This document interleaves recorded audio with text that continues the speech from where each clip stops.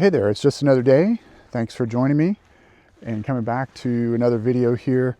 Today we're talking about Netflix and Paramount trying to purchase Warner Brothers. And so that's been kind of a big deal the past few weeks. Netflix is continuing to be this juggernaut that is trying to dominate the space. And a lot of what I read before when they first announced this was that this could be the beginning of the end for Hollywood. I don't know how true that is, but it was a concern for a lot of people. Netflix has a lot of their own shows, a lot of their own things, but to take over Hollywood was a big concern for a lot of people. So Paramount was also getting involved. They wanted to take over instead. And so it's kind of been a back and forth. I hadn't heard much about it until just today. I read an article. I'll link it in the description. So Netflix declined to raise its bid for Warner Brothers to match a revised bid by Paramount Skydance. So Paramount's bid was apparently around $30 a share, and so they went ahead and revised it on Thursday. They valued Paramount's $31 per share offer to be superior to what Netflix had put out there.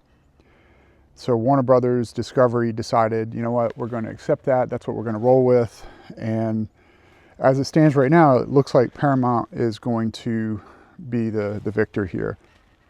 So Paramount agreed to pay the $2.8 million breakup fee that Warner Brothers would owe Netflix if that deal did not go through. So Warner Brothers had agreed, like if Netflix wasn't able to buy them, they were going to pay them $2.8 billion. So Paramount's going to have to pick up that tab.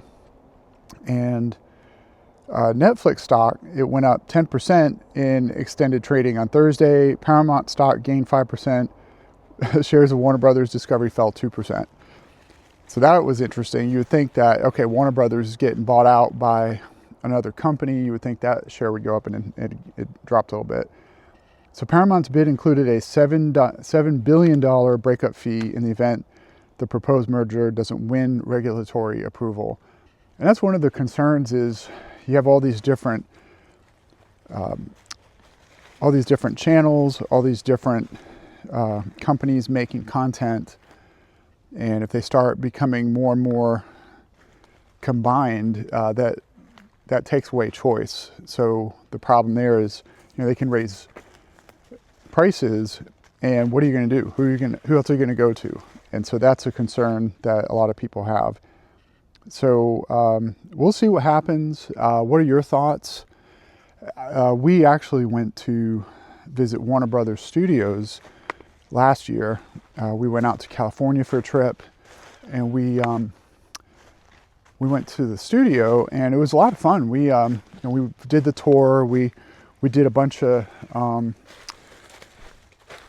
stuff while we were there, checking out mainly the sets for Gilmore Girls.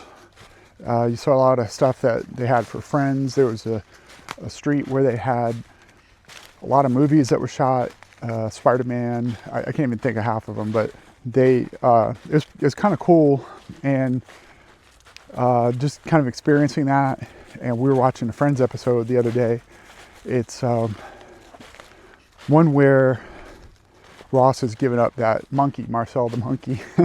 I know it's kind of dumb, but it was kind of wild because he was running around the streets of New York with this monkey doing different things, and we're like, oh my gosh, we were right there. We know where that is. And the studio sets and all the lots and things, you would think they're pretty expansive. They really aren't. They're pretty tiny. I mean, they have full houses and stuff that's built, and you go inside. They have a few walls, and everything else is open because they have to put lighting up in the rafters and everything.